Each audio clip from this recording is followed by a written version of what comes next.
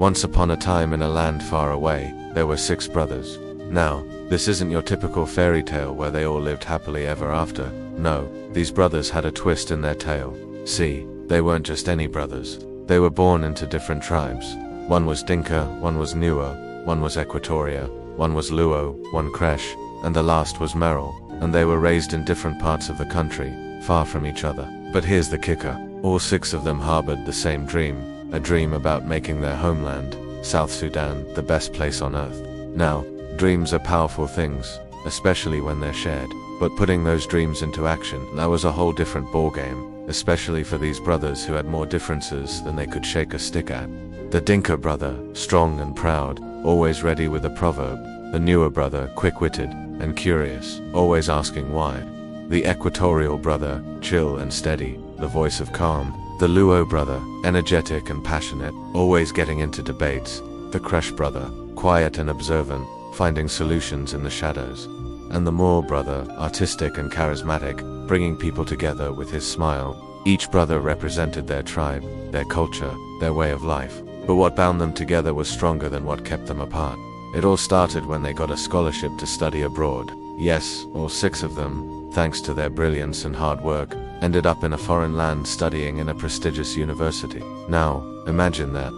6 South Sudanese students from different tribes attending classes in a place where the food, the language, and the culture were all so different. It was a challenge, let me tell you. They had to deal with racism, with identity crises, with homesickness, with a longing for the familiar taste of home food. There were moments when being South Sudanese felt like a burden, and when their differences, instead of being a source of strength, felt like a weakness. But here's what happened. As they navigated the complexities of student life, they learned something very important. They learned that their differences didn't have to be a barrier, that their shared identity as South Sudanese could be a bridge to understanding, a bridge to growth, a bridge to success. They learned that their combined knowledge, if used right, could help heal their divided nation. Through it all, they held on to their heritage, celebrated their diversity, and drew strength from each other. They formed study groups, shared their cultures through food and music, and defended their homeland whenever they could. Each brother brought something unique to the table. The Dinka brother, with his strong sense of community, organized study groups and ensured everyone participated. The Nuer brother, with his inquisitive nature, questioned everything, seeking deeper understanding. The Equatorial brother, with his level-headedness, mediated during arguments and found compromises. The Luo brother, with his passion, rallied the group during tough times and never backed down from a debate. The Kresh brother, with his problem-solving skills, quietly found solutions to their challenges. And the Merle brother, with his infectious smile and art, brought them all together and reminded them of why they were there. And then one day, while walking back from the library, they stumbled upon an old, weathered book. It was a collection of folk tales from South Sudan. As they sat down to read, stories of bravery, of wisdom, of unity, of peace filled their hearts with a strange sense of familiarity and belonging. It was a reminder of the rich culture they had been a part of and the responsibility they now had to carry forward.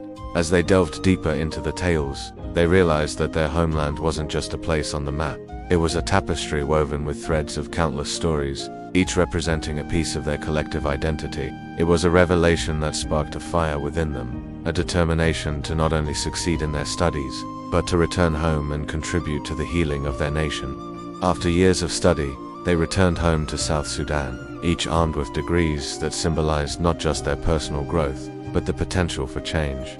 But they didn't return as conquerors or heroes. They returned as servants, humble servants of their people. They established community schools, provided learning materials, and trained teachers because they knew that education was the key to unlocking their nation's potential. They set up tech hubs, providing young people with the tools and training to thrive in the digital world. They created platforms for dialogue, bringing together leaders and communities to discuss conflict resolution and peace building. They didn't just talk about change, they embodied it. They were living examples of how education could break cycles, how knowledge could bridge divides, and how determination could overcome seemingly insurmountable obstacles. Their influence spread far and wide, touching the lives of countless individuals and inspiring a new generation of South Sudanese to reject the old ways of conflict and embrace the power of collaboration. The message was simple yet profound. If they, 6 brothers from different tribes, could come together and succeed, then so could South Sudan. Their story became a beacon of hope, a testament to the enduring spirit of their homeland and the transformative power of education. They traveled across the country, visiting villages, meeting with elders, listening to stories, sharing ideas, and planting seeds of unity. They organized sports events, cultural festivals, and peace forums, bringing people from different tribes together. They didn't shy away from difficult conversations. They tackled issues head-on, addressing the root causes of conflict and working to dismantle the structures of division. It wasn't easy. There were setbacks, moments of tension, even violence that threatened to pull the country apart. But the brothers held firm in their belief in the power of unity, education, and peace. They knew that their journey was not about individual success, but about collective progress. One evening, as the sun dipped below the horizon, casting long shadows across the land, the 6 brothers found themselves sitting together under a tree in Juba, the capital city of South Sudan. It had been a long day of meetings, of negotiations, of trying to bring warring factions to the table. But as they sat there, surrounded by the sounds of the city, a deep sense of contentment washed over them. They looked at each other, each representing a different tribe, each hailing from a different part of the country. Yet they were united by a common purpose, a purpose that transcended their tribal affiliations, a purpose that had brought them together all those years ago. It was in that moment, as the sky blazed with colors of orange and purple, that they realized the true meaning of brotherhood. It wasn't just about sharing a dream, it was about living that dream every day, about facing the challenges of their homeland with courage, compassion, and an unwavering belief in the power of education and peace. And then, as if guided by an invisible hand, they stood up, brushing the dust off their clothes, and walked towards a nearby park. There, amidst the lush greenery and the playful laughter of children, they decided to plant a tree. It was a small act, but one that symbolized the big dreams they had for their country. The tree they planted that day became a living monument to their journey, a silent witness to their hopes and aspirations for a united, educated, and peaceful South Sudan. As they stood there watching the tree take root in the soil, they knew that their work was far from over.